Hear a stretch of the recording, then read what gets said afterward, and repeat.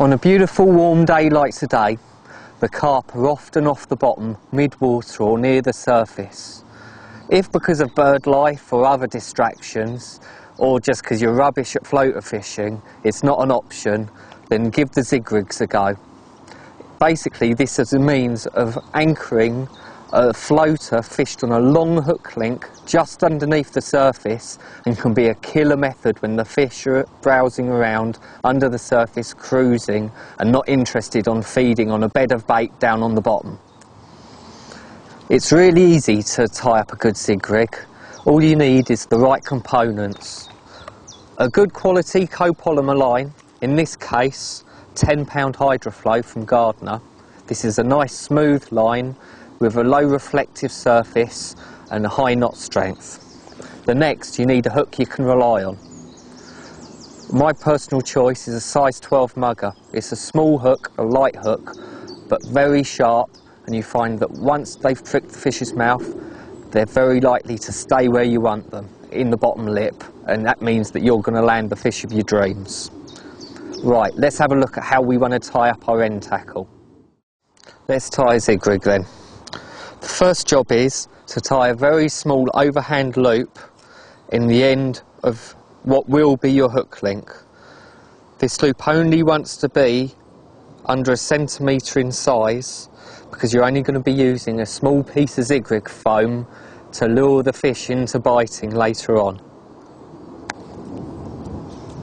Next, strip off the amount of line that you'll need for the length of your hook length. In this case, it's only a shallow lake, so I only need about 5.5 foot.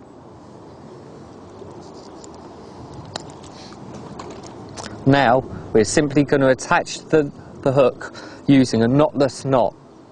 This is a very popular knot that can be used for all manner of materials, whether it's fluorocarbon, braid, or high quality copolymers. If you put the hook link in through the back of the eye and put it up until the loop is flush to the back of the hook, and then whip the knot round,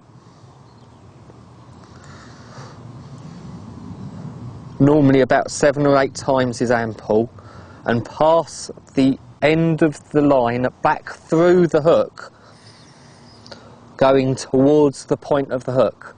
This is really important, and I recently had a guy at a show come up to me and he couldn't work out why he kept losing fish, and it was simply because he was putting his knotless knot through the wrong way on the eye. Always have the end of the hook link going through the eye on the inside towards the point. Pull it through once again, and this whipping knot will keep itself firmly in position and offer high knot strength across a lot of different materials.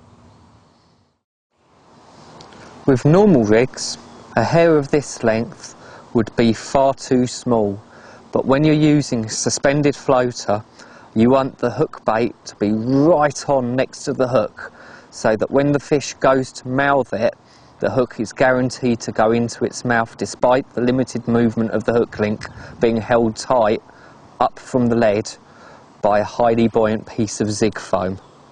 This is the yellow type and is my preferred favourite, but I know the black is extremely popular in the lakes up in Oxford, and around the country you get certain colours that are favourites for different groups of anglers. Find the one that works for your own venue. Trim off a lump, normally about just over 1 centimetre is perfect, and mount it onto the hair how you would any bait. Simply push your hair needle through the centre, threading it on to the back of the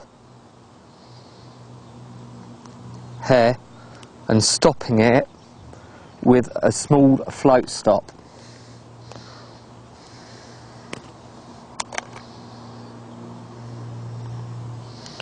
When you've pulled it down into position, it should look a little like that. That's a beautiful bright lure to draw in the attention of a passing cruising carp, and because it's got no flavour, there's only one way that they're going to be able to test it. But there's one last thing that we have to do.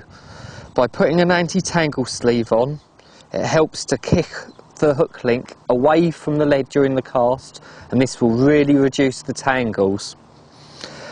If we use it with a size 8 swivel, it also means that we can use one of our lead clips,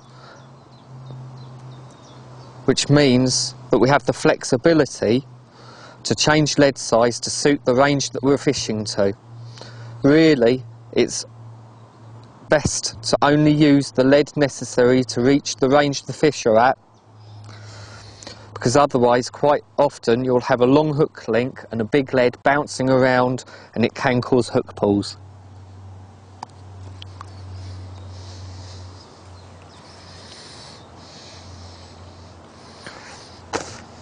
There you have it. Just tie your main line, thread your main line through your lead clip, tie it onto your size 8 swivel.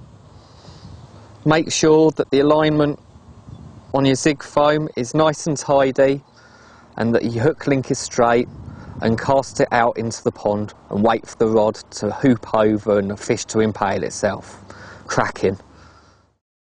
At the end of the day, when you've finished zig fishing, to save you having to retie it all from scratch, just pull the swivel out of the lead clip and wrap it onto your friendly big gardener rig bin. If you tuck the swivel over one of the retaining lugs and then wrap the hook link round, you're ready to get fishing straight away next time you want to put a zig in.